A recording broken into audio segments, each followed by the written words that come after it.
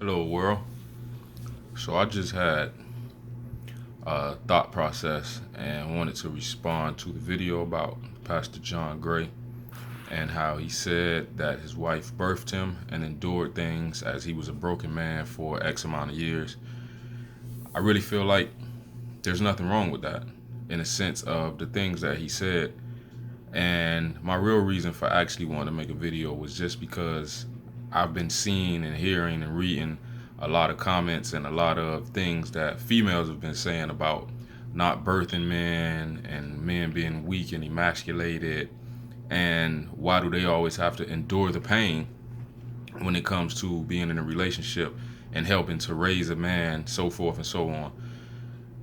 It was really confusing to me because I was just wondering, like, man, like, here's a man who's admonishing his wife, admonishing his relationship with the Lord, admonishing the fact that he loves his wife and his wife loves him, who's admonishing marriage.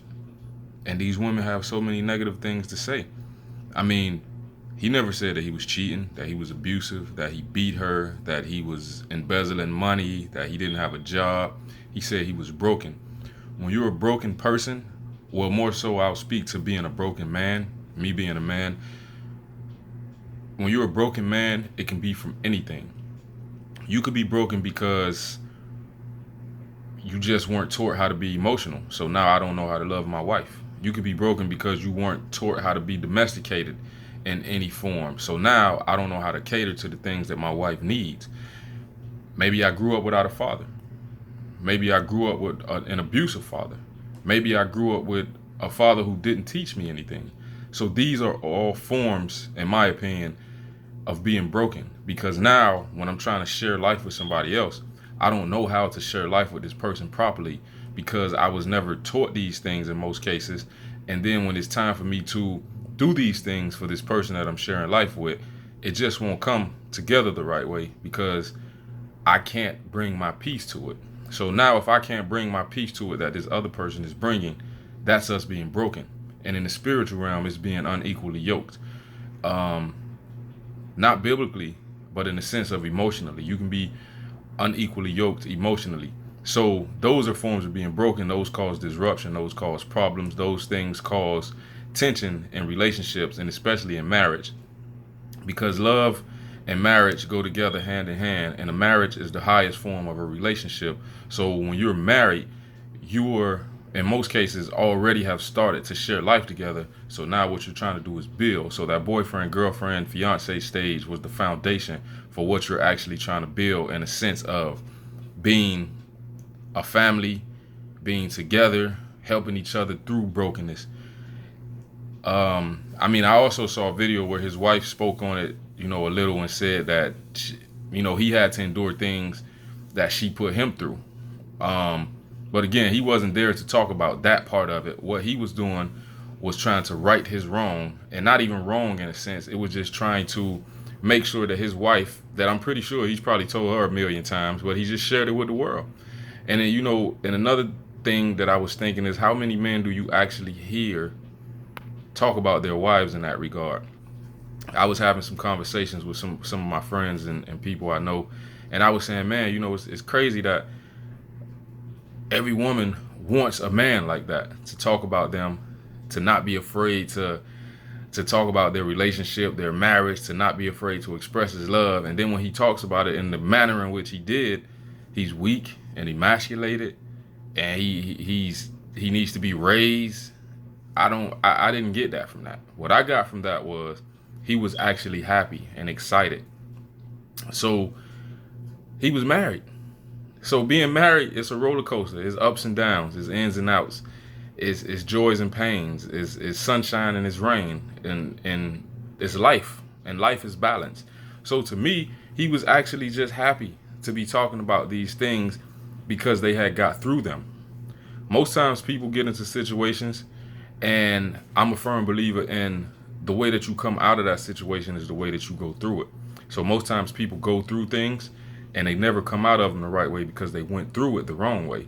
So they came out of that. So now he's actually able to give a testimonial as to how their love endured, as to how Their love stood the test of all those trials and tribulations. Again, he never said that he was beating her, abusing drugs, alcohol, anything. He just said he was broken. And in those moments, she was to be his covering. I mean, he alluded to saying that he married a woman that was two sizes too big. And that was very profound in itself, just knowing that he was actually able to acknowledge the disparity in their lives and their growth at the time of them being married, and even in their lives now. So he also went on to say that whatever his wife deserves that he can give her, he's going to give it to her. He's going to try to give it to her. I mean, I may not be quoting him verbatim, but it was something along those lines. And I was really just like, man, like, this is how you're supposed to talk about your woman. This is what love is supposed to make you feel like. Love isn't saying get beat up. Love isn't saying get cheated on. Love isn't saying let this person be negligent with finances or any type of responsibilities. And that's not what I got from what he said. What I got from what he said was, I was broken. My wife covered me, and now we're whole. Because I was broken, she didn't just leave me, and now we're whole. When I was broken, she didn't put me down, and now we're whole. That's what I got from what he said. And so going forward, they're able to build on that. And they're also going to be able to actually help other people. So even him talking about that sparked up this great debate about what should and what shouldn't be. And even prompted this video.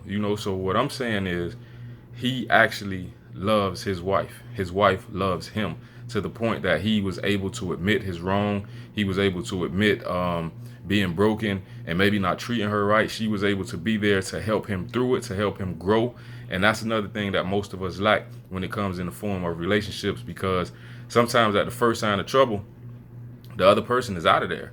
And then all we'll do is revert back to those same ways, those same mistakes, those same ups and downs. And then we'll just inflict that thing on somebody else.